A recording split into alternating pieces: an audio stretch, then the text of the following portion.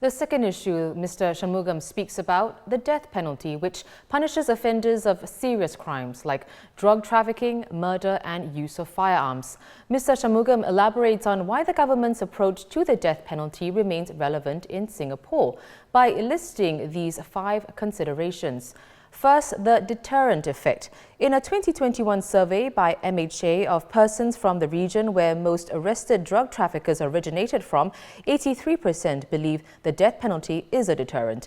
Second, the death penalty's effect on the behavior of drug traffickers. Third, most Singapore residents support the use of the death penalty and agree that it deters serious crimes. And fourth, drug trafficking and its wider harms on society. And lastly, on outcomes, Mr. Shanmugam says the death penalty has kept low numbers for serious crimes. Now let me turn to outcomes in Singapore. Mr. Murali Pillai asked whether there was a worsening of the drug situation.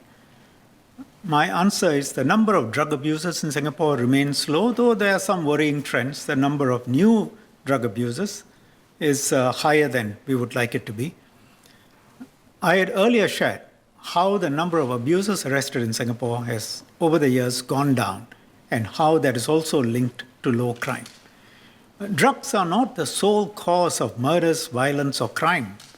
And when we look at the overseas examples, a variety of other factors shape safety in cities, including the availability of guns, how effective the criminal justice system and the police are, and many other factors.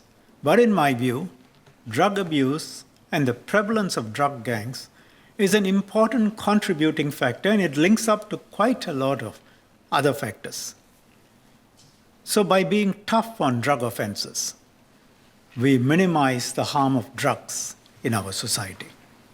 If we removed the DP, I have no doubt more drug syndicates and traffickers will bring larger amounts of drugs into Singapore, and Singaporeans and their families will suffer.